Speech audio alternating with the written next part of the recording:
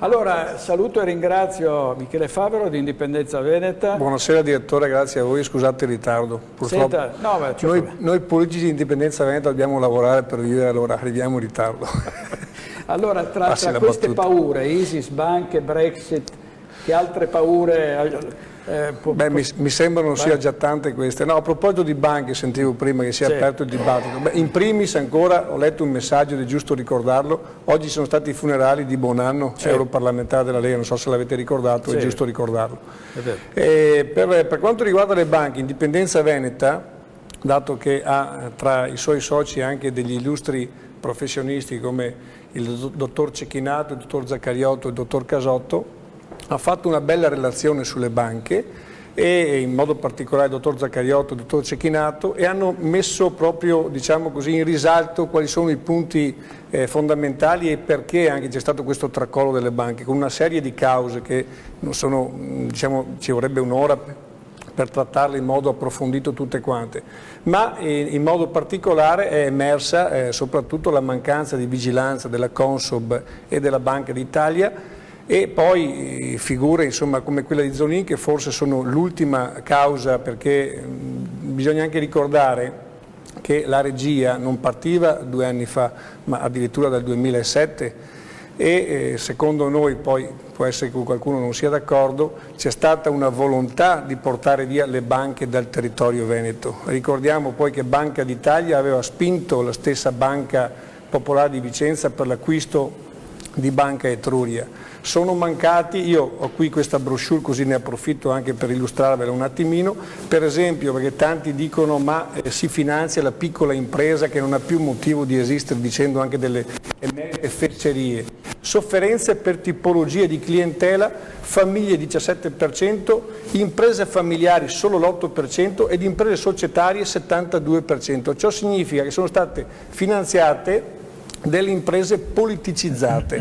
Prima il signore che mi sta a fianco, che non conosco, parlava di Montepaschi e ricordiamo che poi Mussari è diventato anche presidente dell'ABI, cioè ci dovrebbe veramente farsi delle domande su queste cose. Quali aziende finanziamo con queste banche? Le imprese serie che lavorano, che dalla mattina alla sera sono impegnate magari con i propri titolari in prima fila a fare 20 ore al giorno e poi hanno una pressione fiscale del 70% e pertanto fanno anche fatica a capitalizzare, o delle imprese già fallite come per esempio Alitalia, e mi sembra che sia proprio una banca piuttosto grande, non banca del territorio, che 4 anni fa ha finanziato per 96 milioni di euro all'Italia portandone a perdita 80. Allora bisogna fare chiarezza anche su questo. Le banche purtroppo hanno finanziato gli amici degli amici, anche in questo caso. È mancata in modo palese la vigilanza di Consob e Banca d'Italia, e poi ci arrampichiamo sugli specchi dicendo ma forse anche Vegas diceva ma il prospetto comunque non è proprio chiarissimo, però si poteva interpretare. Cioè adesso faccio l'esempio di tanti anziani truffati che da quando avevano 13 anni, adesso ne hanno 70, sono abituati a considerare la banca come il loro salvadanaio e a portare lì i loro risparmi. Non è che si vanno a leggere il prospetto, danno la fiducia scontata, direi, al direttore di banca, come è stato per anni. È mancata totalmente la vigilanza da chi deve fare solo questo, come Banca d'Italia e Consob, e volutamente, sì, che questo è un progetto che parte da lontano. Se poi vogliamo mettere il Zonin di turno o altre persone di secondo livello, perché si vuole per forza trovare il capro espiatorio, secondo me è una finta, cioè verità per trovare poi alla fine il colpevole, ma la regia parte da Banca d'Italia, da Consob, e chi dice il contrario dice assolutamente delle falsità.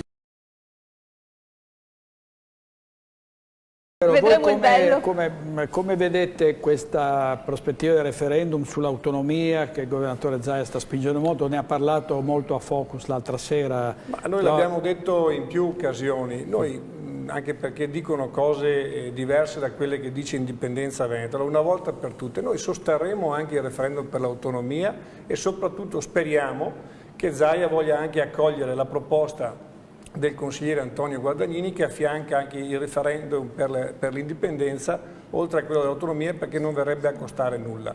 Però abbiamo, anzi l'avvocato Alessio Morosini ha fatto una proposta alternativa, ed è una proposta allora che poi non veda qualche leghista che se la prende. Se dobbiamo dare effettivamente importanza a questo referendum per l'autonomia e vogliamo risparmiare anche qualche milioncino di euro, perché prima vedevo i problemi di Asolo, ce li ho anche nel mio comune, a Campo San Martino a Curtarolo, dove per ogni pioggia, che adesso viene definita bomba d'acqua, perché una volta erano acquazzoni, adesso per giustificare l'inefficienza dei comuni e di tanti altri si chiamano bombe d'acqua, il consorzio di bonifica del Medio Brenta aspetta da oltre un anno 9 milioni di euro dalla Regione Veneto. Allora forse è il caso che piuttosto che spendere questi 14 milioni per il referendum per l'autonomia si faccia qualcosa di concreto. Allora qual è la proposta alternativa di Indipendenza Veneta? Perché non facciamo veicolare questo referendum attraverso un referendum fatto nei comuni, e cioè un ordine del giorno che venga discusso dai comuni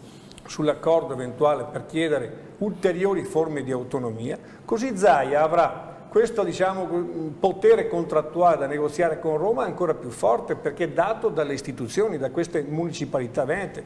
Credo che sia molto più forte il valore di 579 comuni che non un referendum magari con il rischio che tanti veneti non vadano a votare, oppure che vadano anche per il 90, 80, 90%, ma credo che a livello così di potere contrattuale da negoziare sia più importante quello istituzionale, e risparmiando i 14 milioni di euro. Questa è una proposta che noi facciamo, ma ripeto, nessuna contrarietà. Certo che rimane comunque un referendum tautologico, perché chiedere a qualcuno se vuole qualcosa in più, lo abbiamo detto 1000 volte, è come andare in un carcere a dire a dei carcerati: guardate, vivete in una cella da 4x4, volete vivere in una cella da 10x10, ok, anche se decidete poi sarà il direttore che stabilisce le regole e che si decide poi che voi possiate avere una cella più grande. Mi sembra sia un referendum del tutto, ripeto, tautologico, che non serve a nulla, ma che serve forse a glorificare qualcuno che non ne ha affatto bisogno.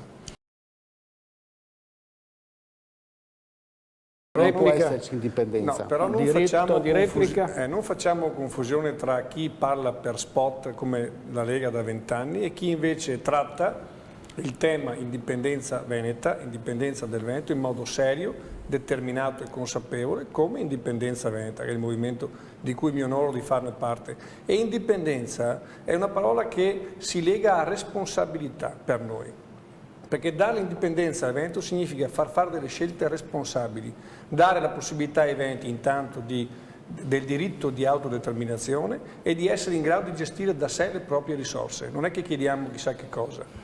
E ricordiamo a tutti che siamo stati annessi all'Italia nel 1866 con un plebiscito truffa, ma sempre un plebiscito hanno fatto. Allora noi non prendiamo in giro il popolo italiano, del quale auguriamo lunga vita, ma vogliamo gestire da noi le risorse.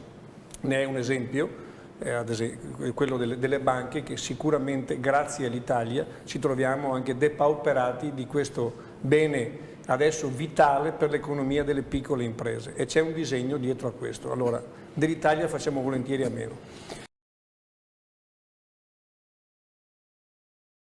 In ogni caso è una cifra ridicola, va bene? Poi che sia simbolica, vabbè, non mi interessa, comunque è una cifra ridicola, perché è 1,40 € a Veneto danneggiato, cosa c'entra? In ogni caso, poi ritornando indietro, perché visto che approfitto del lavoro fatto a Indipendenza Veneta, aiuti statali alle banche, impatti degli interventi pubblici sui sistemi bancari e finanziari del 2007 e 2013. La Germania ha avuto aiuti per 247.465 milioni di euro, l'Italia è a 4.000. Perché non c'è più la legge? Cioè, tanto per dire, la legge è una serie poi di aiuti dal Regno Unito alla Spagna, Paesi Bassi. Non si può fare gli aiuti.